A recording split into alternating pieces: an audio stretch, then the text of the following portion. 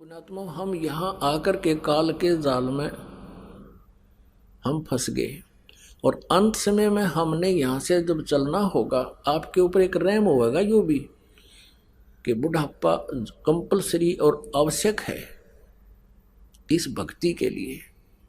क्योंकि जब तक आप युवा हो, ये जो दास बोल रहा है ना, एक एक वचन ऐसे समझना जैसे अनमोल और सत्य।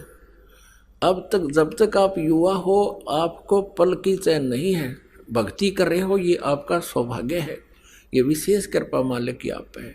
लेकिन आपको इतनी कसक नहीं है, और जो कि तो आप ये काम अपनी क्रिया करते हुए, भक्ति करते हुए वृद्ध भी होगे, और वृद्ध होकर के फिर आपका शरीर भी शिथिल होगा।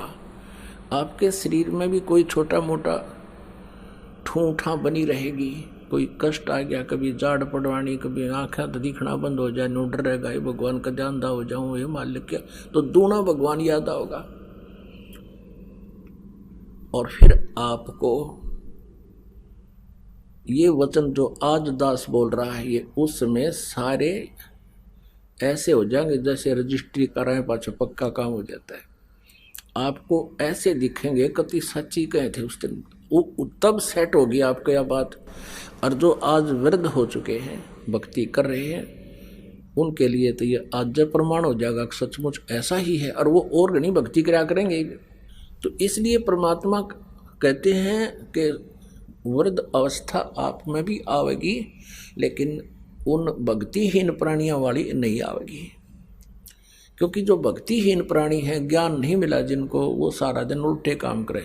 एक भक्त कह रहा था कि हमारे गांव में एक जवान व्यक्ति, यानी 30-40 साल का था जब वो, हम तब से देख रहे थे उसको, गली में जा रहा होता और कहीं कुत्ता बैठा होता बेचारा अपनी गिंडली सी मार के, तो वो धीरे धीरे जाकर लाठी रखा करता, उसको ऐसे मारता कमर में, और वो कुत्ता फिर चिल्लाता चा चा, और वो हंसता हा हा हा। उसने तो वो कर्म फोड़ने थे, अपने फोड़ दिए। कहते फिर वो वृद्ध होया ना, जब न्यो रोया करता जैसे कुत्ते रोया करे, जैसे वो कुत्ते रोया करते ना जिनको लठ मारा करता बे, मतलब ऐसे रो रो का मेरा साल भर भुगत के, और नो बूंदी तरह रो जैसे वास्तव में कुत्ता रो रहा हो। तो पुण्यात्माओं, परमात्मा कहते हैं, मन तू पावेगा अपना किया रे, भोगेगा अपना किया रे। मन तू पावेगा अपना किया रे, भोगेगा अपना किया रे।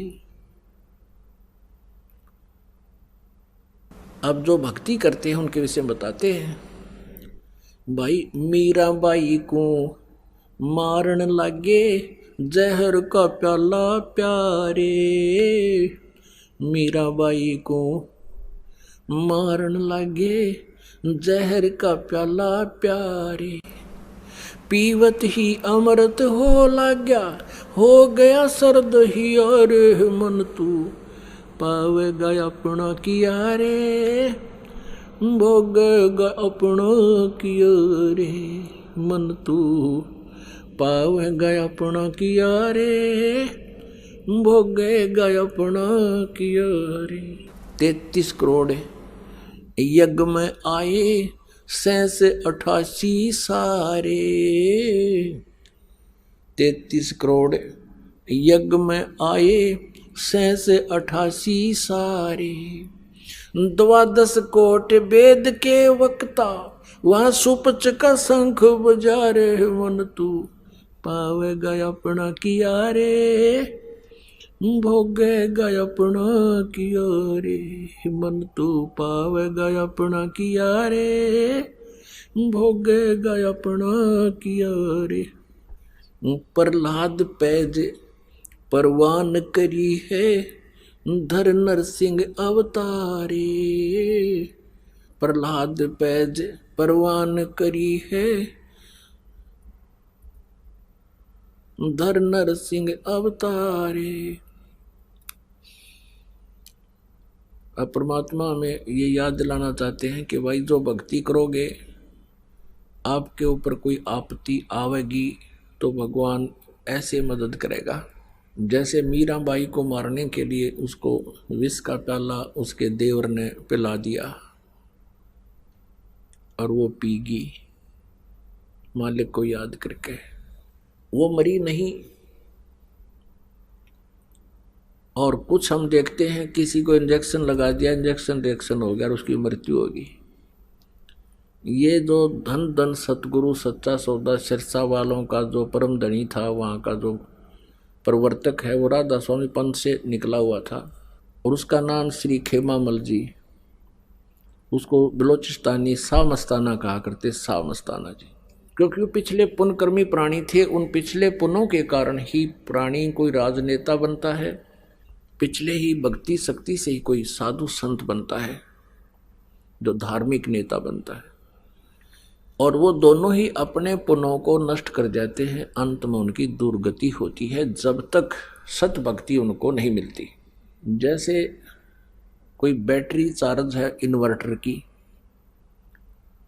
और अब वर्तमान में चार्जर है नहीं, चार्ज पहले कर चुके हैं, अब वर्तमान में चार्जर भी नहीं लगा रखा है तो उससे पंखे भी चल रहे हैं, क्योंकि वो पहले की चार्जड है, उसमें पावर स्टोर्ड है, स्टोर कर रखी है। जब तक वो उसकी चार्जिंग ठीक रहेगी, वह शक्ति जितनी उसमें स्टोर है वह काम करेगी,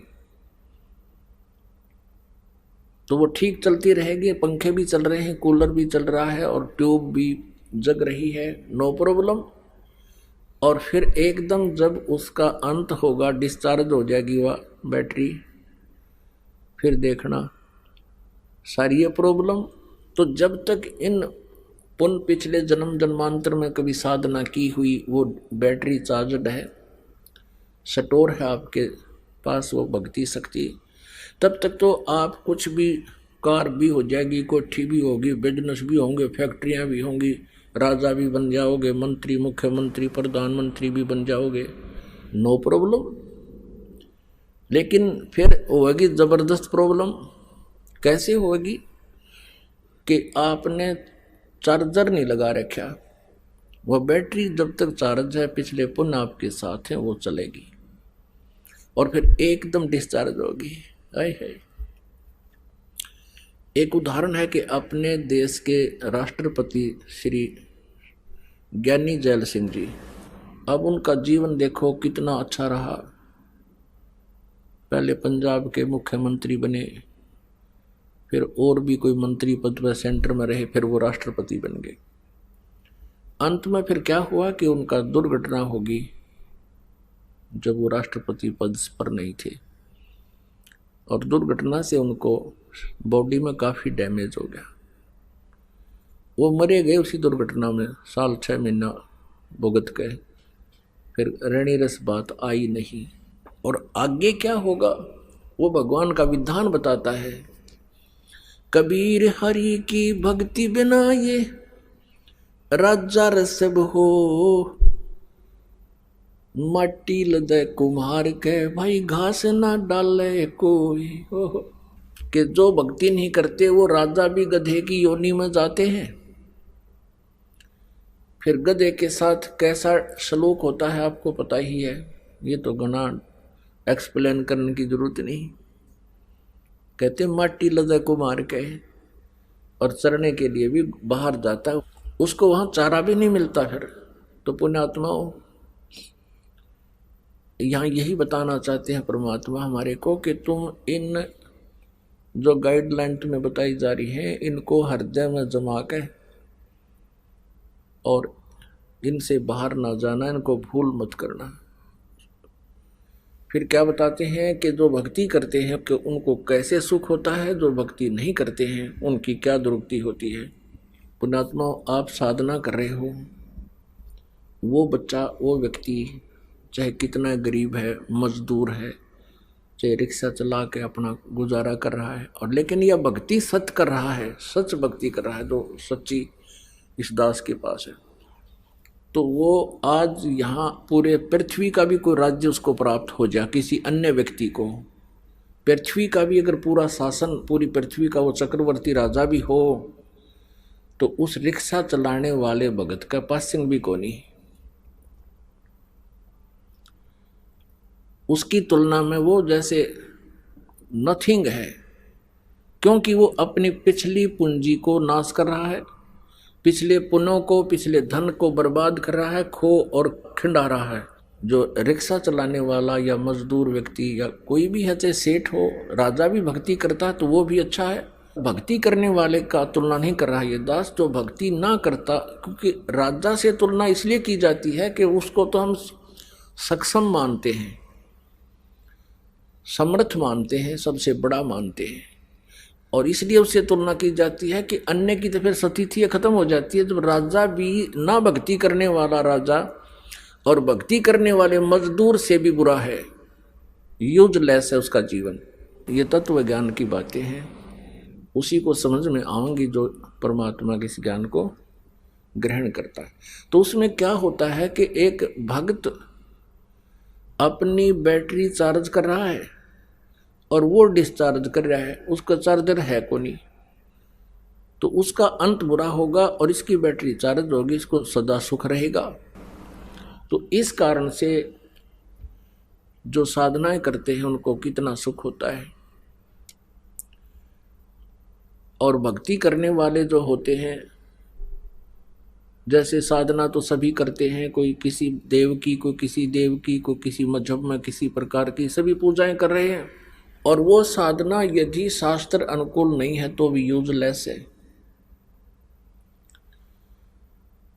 पुण्यात्माओं, आपने श्रीमद् भगवत गीता अध्याय नंबर 2 के श्लोक नंबर 37 और 38 में ये पढ़ा, ये लिखा है इसके अंदर कि गीता ज्ञानदाता ये काल कह रहा है अर्जुन को कि अर्जुन तू युद्ध कर ले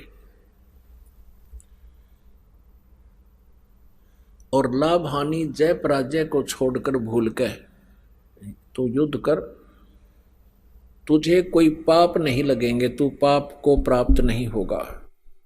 और वो बता भी रहा कि ये भक्ति कर ले, मेरा सिमरन करो, ओम नाम का जाप है मेरा। 8वें अध्याय के 13वें श्लोक में कि ओम इति एक अक्षरम ब्रह्म विवहारण माम अनुस्मरण ये प्रयाति तजन देहम सयाति परमाम गतिम। गीता ज्ञानदाता ब्रह्म श्री कृष्ण जी में बोल रहा प्रवेश करके, वो कहता है कि मुझ ब्रह्म का ओनली एक अक्षर ओम है, नथिंग एल्स। पुण्यात्मा जो गीता जी को पढ़ते हैं, गीता जी का नित्य पाठ करते हैं और गीता जी को सर्वधार्य बताते हैं, और वो जाप जपते हरे राम हरे कृष्ण कृष्ण कृष्ण हरे हरे राधे श्याम, ये यूजलेस मंत्र है। शास्त्र विधि को त्याग के ये मनमाना आचरण है इनका, ये व्यर्थ है। और कोई तीर्थों पे जाते हैं, कोई व्रत रखते हैं, कोई अन्य साधना एकादशी का व्रत करते, जो गीता जी में वर्णन नहीं है जिन साधनाओं का, वो शास्त्र विधि त्याग का मनमाना आचरण है, वो यूजलेस है। गीता जी अध्याय नंबर 16 के श्लोक नंबर 23 में कहा कि शास्त्र विधि को त्याग कर जो मनमाना आचरण करते हैं उनको न तो सुख होता है, न गति होती है, और न ही उनको कोई सिद्धि प्राप्त होती है, यूजलेस। इसलिए कहा कि अर्जुन इससे तेरे लिए 24वें श्लोक में 16वें अध्याय गीता जी में, इससे तेरे लिए शास्त्र ही प्रमाण है। कर्तव्य और अकर्तव्य की अवस्था में शास्त्र ही प्रमाण है, और उनको जानकर तू भक्ति वैसे ही कर। किसी के लोक वेद दंत कथा के आधार से मत साधना करना, वो यूजलेस होगी।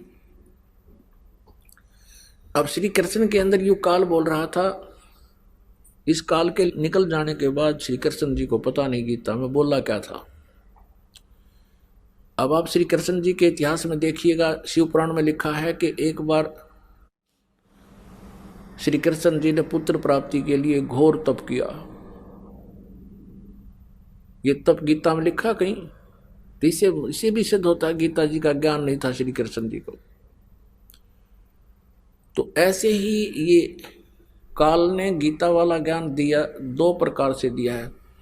एक तो ये कहता है गीता ज्ञानदाता कि ये तो मेरा मत है, जो उसका मत है वो तो उसके सत्र का ज्ञान है, और जो अन्य ज्ञान गीता जी में है वो वेद ज्ञान है, और वेद दिया है किसने? पूर्ण परमात्मा परम अक्षर ने श्री पूर्ण परमात्मा ने दिया इस काल ज्योति निरंजन के अंतःकरण में, और उसके कंप्यूटर में फीड कर दिया। उससे जो उसने निकाला एज ए वेद, वो तो एज इट इज निकाल दिया वेद, तो उसमें उसने कोई मिलावट नहीं की। अब वेदों का ज्ञान उसने भी समझा। आगे फिर गीता में ज्ञान जो है उसने युद्ध कराने के लिए कहा, उसमें वेद ज्ञान तो भक्ति का बता दिया और अपना मत बता दिया यहाँ उड़ जाने और युद्ध कराने के लिए। तो उसने कहा कि तू दूसरे अध्याय के 37वें श्लोक में 38 में कि तू युद्ध कर ले लाभ हानि की को छोड़ के, तो पाप को प्राप्त नहीं होगा। और युद्ध में मारा गया तो स्वर्ग में जाएगा, और जीत गया तो पृथ्वी का राज भोगेगा, तेरे दोनों हाथों में लड्डू। पुण्यात्माओं सर्वविदित है, जिन्होंने इतिहास पढ़े हैं, ये अपने ग्रंथ पढ़े हैं, महाभारत पढ़ा है, जब युधिष्ठिर जी गद्दी पर बैठा दिए गए, महाभारत का युद्ध हो चुका था, कौरवों का नाश हो गया, वो हार गए, पांडव विजयी हुए, युधिष्ठिर गद्दी पर बैठा दिया। और युधिष्ठिर जी को बहुत भयंकर सपने आने लग गए। श्री कृष्ण जी पांडवों के धार्मिक गुरु थे, आध्यात्मिक गुरु थे। श्री कृष्ण जी के पास गए, उनसे कारण पूछा कि गुरुदेव भगवान, भाई को ऐसे ऐसे स्वप्न आ रहे हैं, इसका कारण क्या है? कई दिन हो गए इसने कुछ आहार नहीं किया, डरा डरा सा रहता है, भयंकर सा शकल हो गई है। श्री कृष्ण जी ने बताया कि तुमने जो महाभारत में बंधु घात किए हैं, वो पाप करे हैं, वो पाप तुम्हें दुखदायी हो रहे हैं। अपने आत्मा विचार करना। अब अर्जुन को करंट सा लगा एकदम कि भगवान गीता ज्ञान दे था, जब तेन यूं कहता तू युद्ध कर ले, तुझे पाप नहीं लगेंगे, तू तो निमित्त मात्र है, मैंने सारे मार रखे, तू ना लड़ेगा तो भी मार दूंगा, और आज कह रहा है कि तुझे वो पाप लग गए। लेकिन उस समय इसलिए नहीं बोला कि यदि मैंने वाद विवाद कर दिया तो भाई जो मेरा युधिष्ठिर है ये इलाज नहीं करा होगा, क्योंकि इलाज के लिए उसने बहुत खर्च बताया था कृष्ण जी ने। श्री कृष्ण जी ने कहा था कि इसका एक इलाज है, एक अश्वमेघ, एक यज्ञ करो बहुत बड़ा, पूरी पृथ्वी के जितने साधु संत भक्त और स्वर्ग के देवताओं को भी आमंत्रित करो, और तुम यज्ञ करो, भंडारा करो, और उस भंडारे में जब सभी खाना खा लेंगे, भोजन कर लेंगे, तो तुम्हारे पाप कम हो जाएंगे, और उसके यज्ञ सफल होगी, यज्ञ सफल होगी तो तुम्हारे पाप नष्ट हो जाएंगे। और यज्ञ सफल होने का प्रतीक क्या बनाया कि एक शंख रख दिया 5 मुख का, पंचमुखी शंख, पंचायन बोलते हैं, आनन माने मुख, 5 आयन माने मुख, पंचायन, वो अलग रखा जाए सुसज्जित स्टेज पर, एक स्थान पर अलग से एक मेज पर रख देंगे ऊंचे पर, और सब भोजन खा लेंगे। जो आवाज करेगा अपने आप वो शंख, तो समझ लेना तुम्हारी यज्ञ संपूर्ण होगी।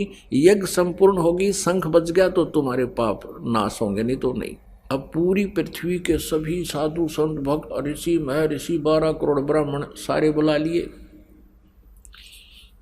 तो उसलिए अर्जुन नहीं बोल सका कि यदि मैं अब टोक दूंगा कि भगवान आप उस गीता के ज्ञान में तो कह रहे थे कि तुम्हें कोई पाप नहीं लगेंगे, आज कह रहे हो तुम्हें पाप लगे, तो वाद विवाद करना उचित ना जानकर कि भाई को ठेस पहुंच जाएगी, ये इलाज नहीं करवाएगा, कहेगा कि अर्जुन नहीं चाहता मैं स्वस्थ हो जाऊं, इसने आज पैसे दिखाई देते हैं, मैं दिखाई नहीं देता। इस करके अर्जुन ने सब्र का घूंट पी लिया, लेकिन वो कांटा खटक रहा था। सब आमंत्रित किए गए, यज्ञ का स्थान दिन समय निहित कर दिया श्री कृष्ण जी ने, और 33 करोड़ देवता, 88,000 ऋषि,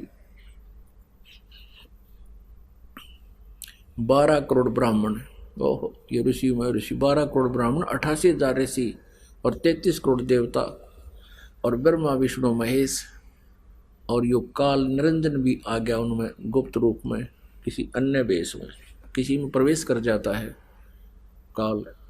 तो वहां सब ने भोजन खा लिया, शंख नहीं बजा,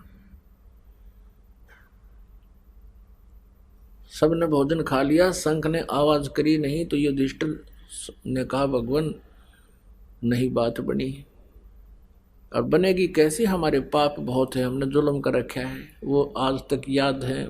लाशें बिछी हुई थी, 18 करोड़ आदमी मर गए, दोनों तरफ की सेना। कैसे शंख बजेगा, कैसे पाप कटेंगे?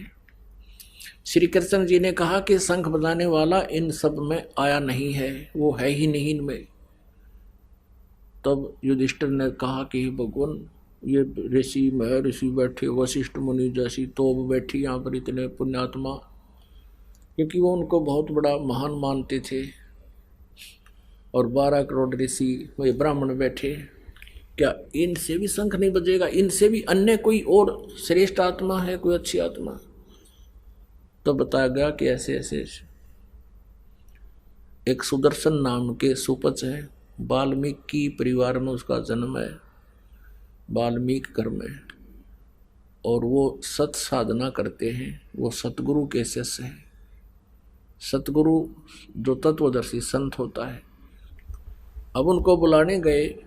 उस साइड में जो आमंत्रित करने की ड्यूटी ला रखी थी भीम की, और भीम गया था कहाँ? सुदर्शन जी के पास। और सुदर्शन जी कौन थे? परमेश्वर कबीर देव जी, वो पूर्ण ब्रह्म, अपनी लीला अनुसार प्रत्येक युग में आते हैं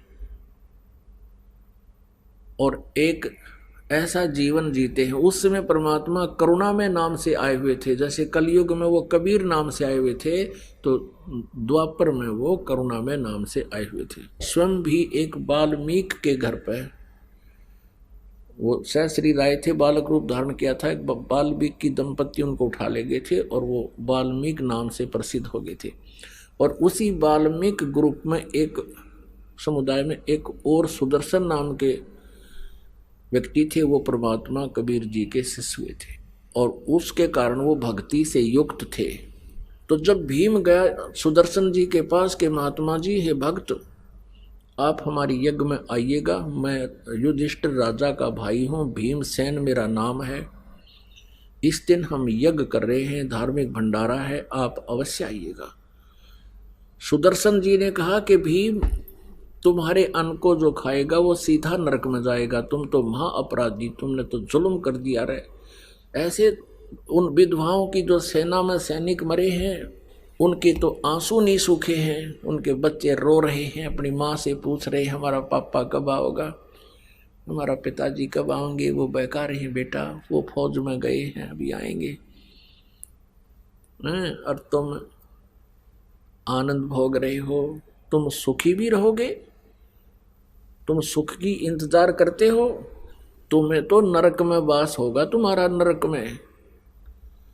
अब राजा को ये बात कोई कह दे, सहन नहीं होती।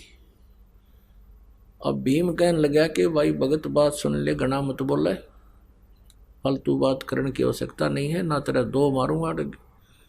ये तो मेरे भाइयों से और कृष्ण जी से मुझे उनकी जो है ना लज्जा है, नहीं तो तेरी अभी मैं मुंह को तोड़ देता। आना है तो आइए, ना मत आइए, ज्यादा मत बोल। सच्चाई सुन नहीं सकते जिसके पास थोड़ी सी भी प्रभुता होती है। अब उस युधिष्ठिर ने पूछा कि भगवान कौन है फिर ऐसा जो शंख बजावेगा? श्री कृष्ण जी ने बताया कि ऐसे काशी के अंदर, दिल्ली के इस साइड में एक सुदर्शन नाम का है सुपच, वाल्मीकि घर में जन्म है। वो नहीं आमंत्रित किया तुमने, वो भक्त था। युधिष्ठिर ने कहा कि भीमसेन की सेवा लगा रखी थी, उधर न्योता देने की, निमंत्रण देने की, इनविटेशन यानी उधर न्योता देने वो ही गया था, उसको बुलाया। भीमसेन से पूछा कृष्ण जी ने कि आप उधर गए थे, एक सुदर्शन नाम के महात्मा भगत हैं, उनको आपने निमंत्रण दिया कि नहीं? निमंत्रण दिया तो वो आए, किस कारण से नहीं? अब भीम ने कहा भगवान, न्योता तो मैं दे दिया था उसको, पर वो तो घना कुबोल आदमी है, वो तो बूंडा बोला है। श्री कृष्ण जी ने कहा भाई तूने हमें तो बताना चाहिए था जी, ऐसी समस्या आ गई, हम कोई बनाते उसका कारण, ढूंढते। क्या बोला उसने कि ऐसे ऐसे बोला? क्या कहा? श्री कृष्ण जी ने कहा तू सारी बता के कहा उसने। भीम ने कहा कि वो कहने लगा कि तुम नरक में जाओगे और तुम्हारे अन्न को जो खा लेगा वो सीधा नरक जाएगा, तुमने ऐसा पाप कर रहा है, तुम अपराधी हो, तुम महापापी हो।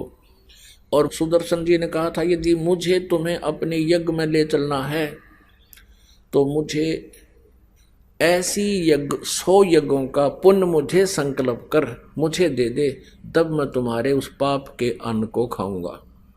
और मैंने उससे ये कहा कि हम तो ये दूसरी ही यज्ञ कर रहे हैं, एक यज्ञ तो करी थी भाई जो गद्दी पर बैठे और दूसरी अब करने जा रहे हैं।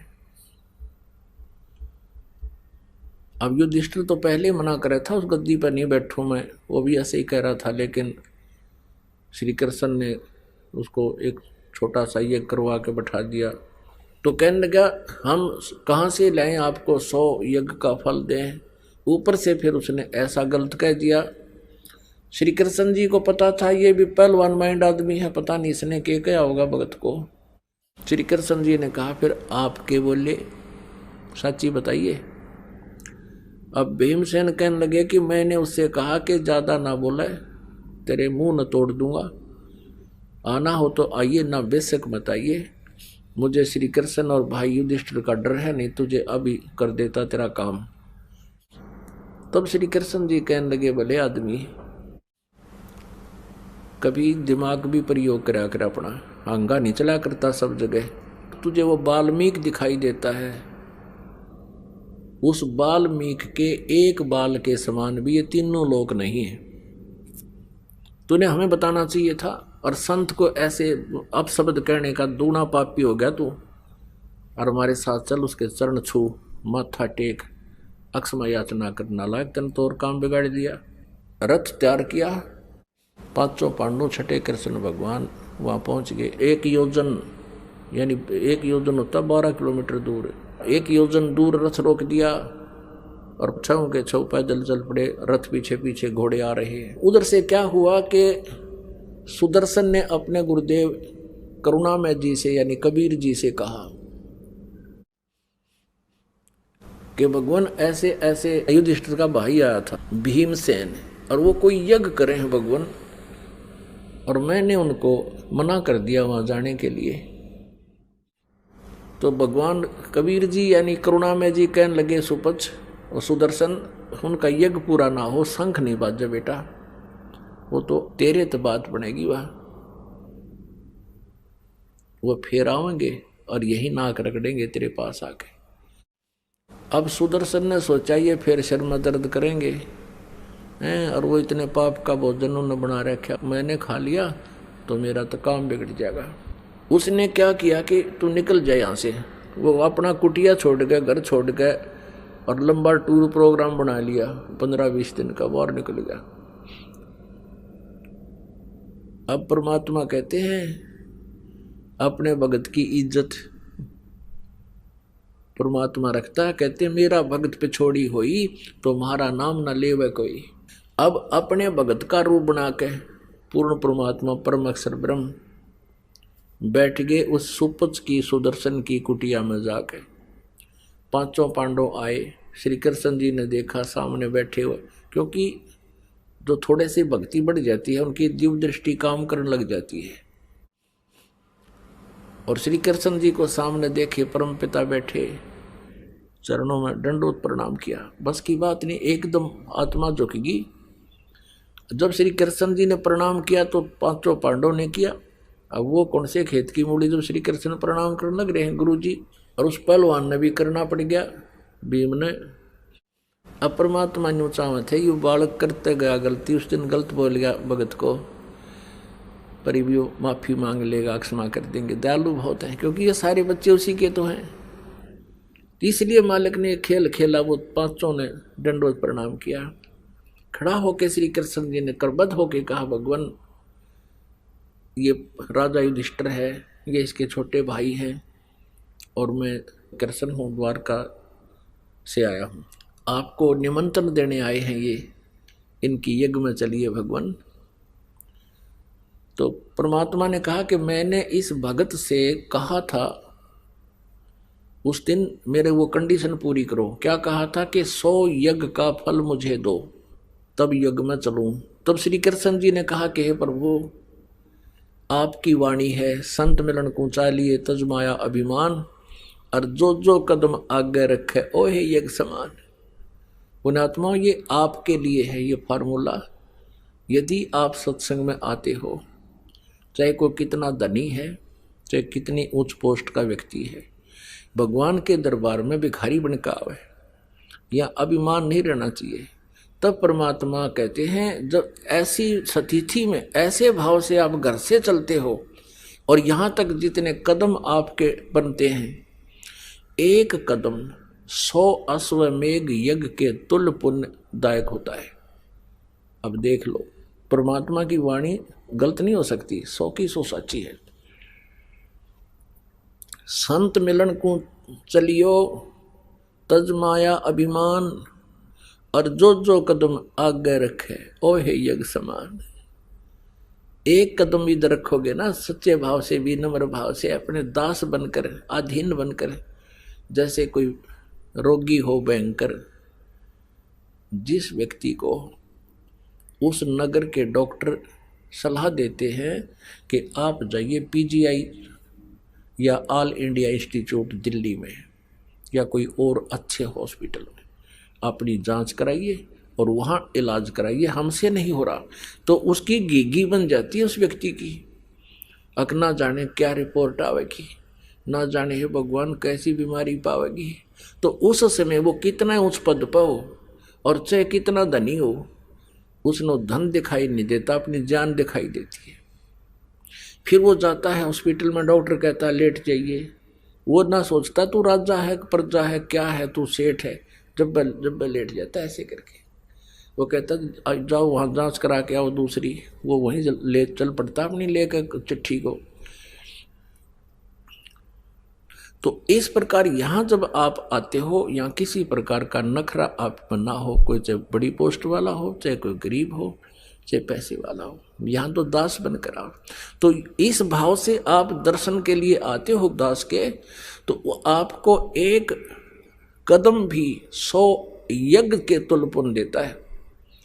संत मिलन को चालियो तजमाया अभिमानी,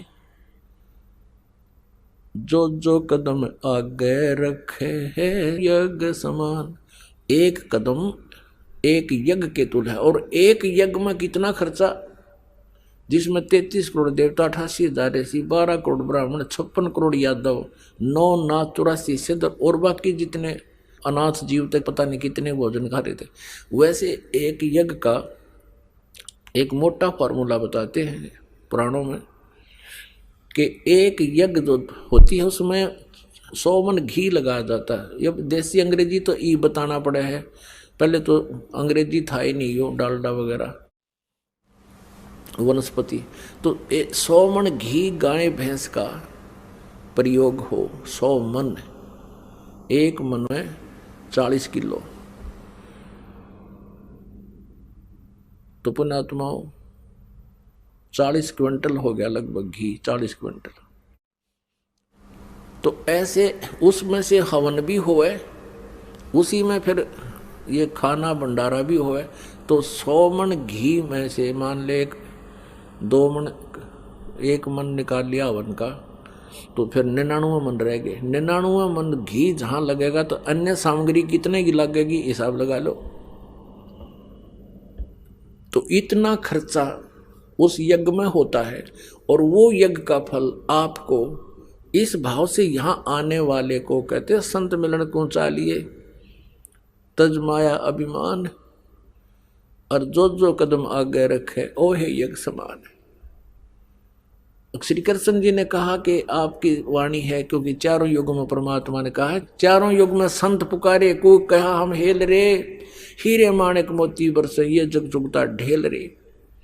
परमात्मा कहते हैं चारों युगों में हमने आवाज लगाई सच्चे ज्ञान की, चारों युगों में परमात्मा ने अपनी वाणी बोली हुई है। श्री कृष्ण जी ने कहा कि प्रभु आपका आदेश है, आपका वचन है, आपकी अमृतवाणी में लिखा है कि संत मिलन को चालिए तजमाया अभिमान। हम ये 500 पांडव भी राजा है, और मैं द्वारकाधीश हूँ। आप अंतर्यामी हैं, देख लीजिए हमारे हृदय में किसी में जरा सी भी आज, क्योंकि श्री कृष्ण जी तो वैसे सतोगुण थे, वो तो साधु संतों की वैसे ही बहुत आदर सत्कार करते थे। थोड़ी सी करड़ थी तो पांडवों में थी, वो नए नए राजा बने थे भीमसेन, तो उस दिन उनकी भी फड़क निकल गई कि इस बिना तुम्हारा यज्ञ पूर्ण नहीं हो, यज्ञ पूर्ण नहीं होगा तो आज युधिष्ठिर में तकलीफ है, क्योंकि वो प्रेत बढ़ रहे थे उसमें। और उनको बता दिया गया था कि युधिष्ठिर के बाद ये फिर दूसरे नंबर के में आओगी, फिर तीसरे के में आओगी, तुम सारे नो मरोगे। उधर से उनका कोई विकल्प नहीं नजर आ रहा था। वहां पर सब जगह उनकी लोग हंसाई हुए थी कि इनका यज्ञ पूर्ण ना होया। तो उन्होंने करबत होकर कहा, परवरदिगार हमारे यज्ञ में चलिए दाता।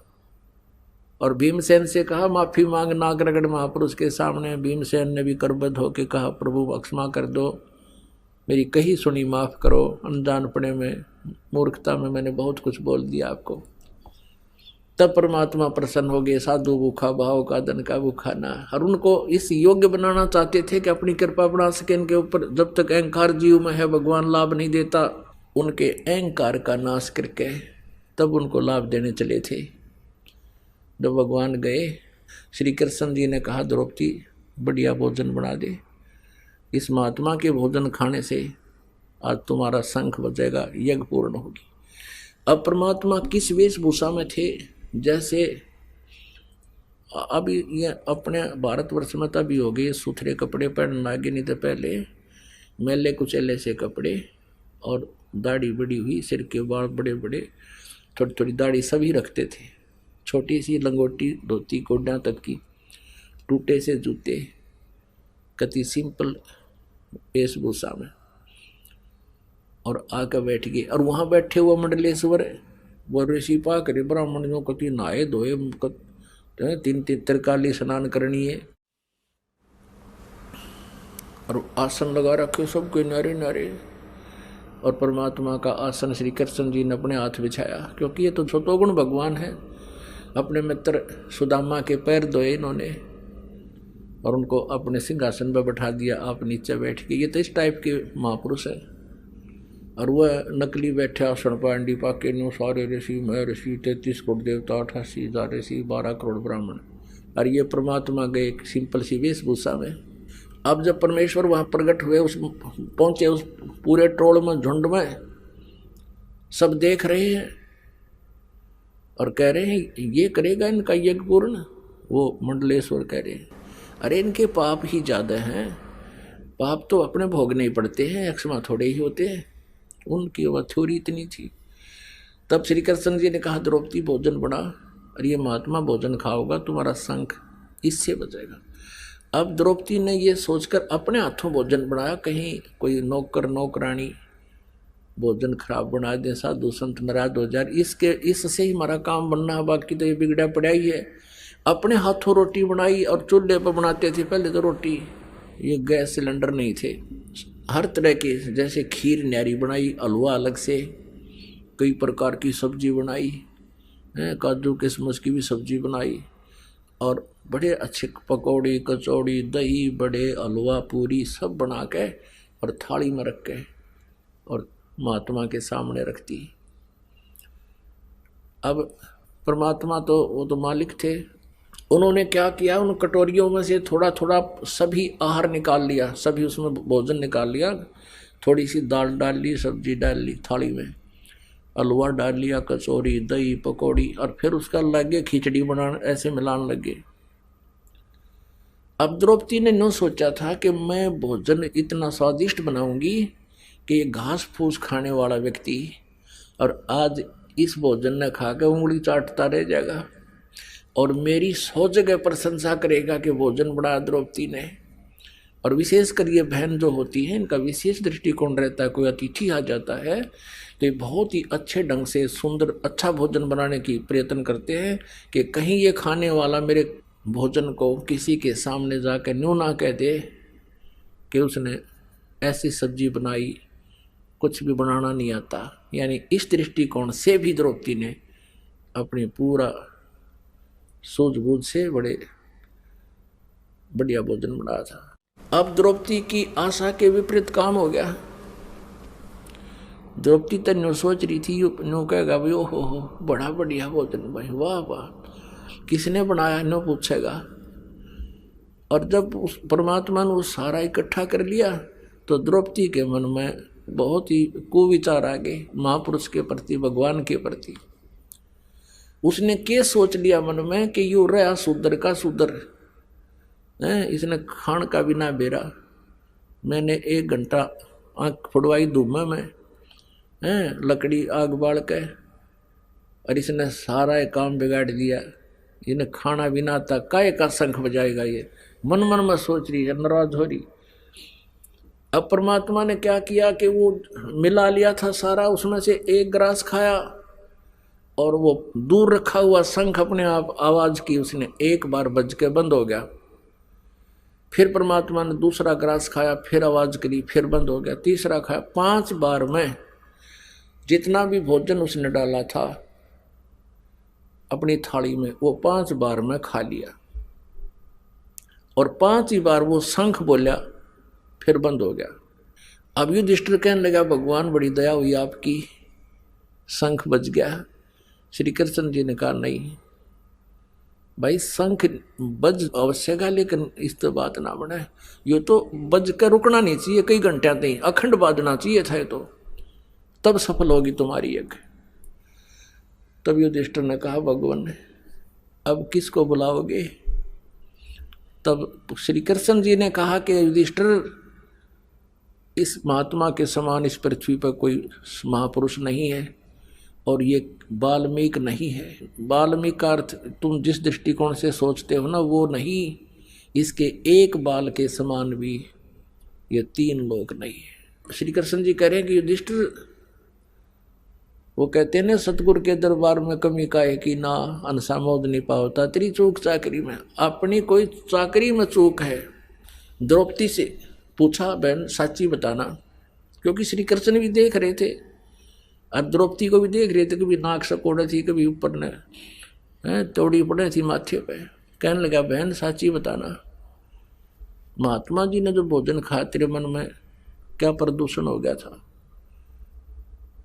आज इस महात्मा से शंख बजाएगा द्रौपदी, इस पृथ्वी पर और को नहीं, और तुम्हारा तो तन तक काम बिगाड़ दिया। तब द्रौपदी ने कहा कि भगवान सचमुच मेरे अंदर बहुत दोष आ गया था कि मैंने ये अपने 1 घंटे तक तो आंख फुड़वाई धूमे में, फूं फां करके आग बाड़ी और नारे नारे भोजन बनाए। जब इस महात्मा ने इकट्ठे कर लिए ना, मेरे मन में आ गया कि रहा यो शूद्र का शूद्र, इसने खाना भी ना आता, छेड़ फेड़ दे, ये क्या का शंख बजाओगा। मेरे मन में दोष आ गया। श्री कृष्ण जी कहने लगे बहन ये महात्मा है और आपने भोजन बना दिया, तूने जिस श्रद्धा से बना, तेरा तो अकाउंट न्यो का न्यो है, लेकिन ईब खो लिया तेने मन में दोष बना के। आपने धनी का आगे धर दिया, क्यों करे खाओ यो, और तूने मोल ले लिया कि महात्मा को 2 टूक खुआ के, इसके ये जो भोजन खाकर तुझे जो फल मिलेगा वो तो गिनती नहीं कर सकती। तूने ये एक हलवा पूरी बना के मोल ले लिया महात्मा को, नालायक।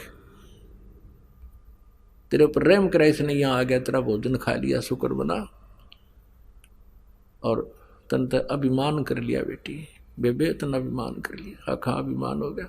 तो तेरे मन का यो अभिमान तेरे में मरोड़ है ना, तेरी मरोड़ सीधी कर रही हो, इसलिए नहीं बजाया इसने शंख।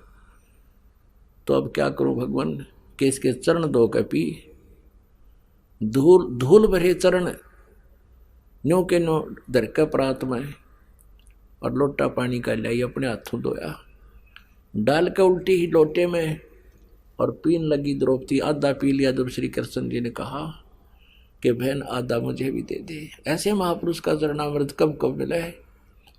आधा श्री कृष्ण ने पिया, आधा द्रौपदी ने। तब परमात्मा ने आशीर्वाद दिया और वो शंख अखंड बजा, काफी देर तक बजता रहा। उसके बजने से फिर क्या हुआ, पूरी पृथ्वी पर बाहर आ गई, वसंत जैसा मौसम हो गया। फूलदार पौधे थे, फूलों से लदपद हो गए, फलदार जो पेड़ थे वो फलों से लदपद हो गए। पूरी पृथ्वी को मालिक ने कुछ समय के लिए बहुत ही अच्छी तरह मनोहर दृश्य बना दिया, और तब उनका यज्ञ संपन्न हुआ।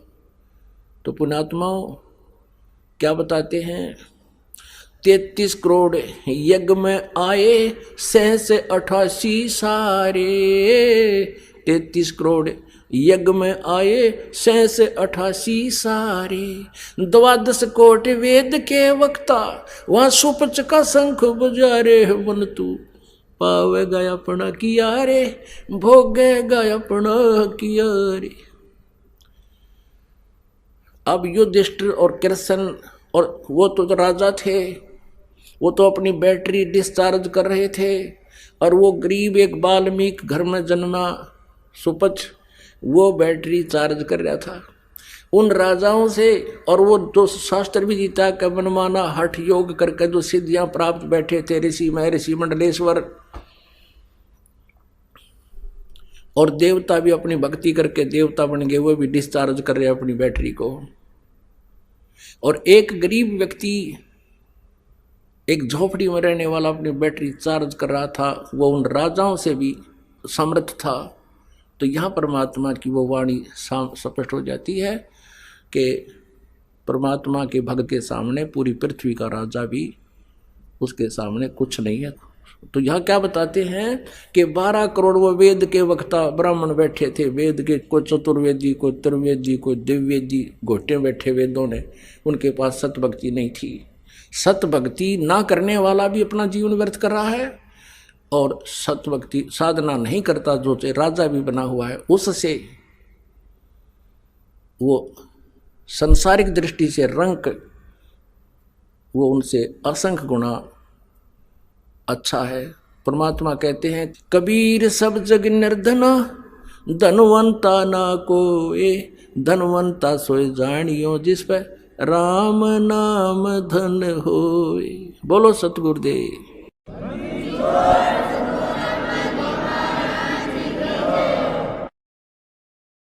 परमपिता परमात्मा पूर्ण ब्रह्म सर्व ब्रह्मांडों के रचनहार कबीर साहेब हैं, कबीर देव जी हैं। वो हम सभी आत्माओं के जनक हैं, वही हमारे पिता हैं। इसी परमेश्वर में वो सभी गुण हैं। तुमेव माता च पिता, तुमेव बंधु च सखा, तुमेव विद्या च द्रविण, तुमेव सर्व मम देव देव। ये सर्व देव देव यही परमात्मा है जो सभी भगवानों का भगवान है, सबका मालिक है। अब प्रथम बार कोई श्रद्धालु ये वचन सुनता है कि कबीर देव, कबीर साहब पूर्ण परमात्मा है, परम अक्षर ब्रह्म है, सभी ब्रह्मांडों के रचयिता हैं, तो ये बात, ये वचन कुनीन की तरह जीभा पर रखे नहीं जाते।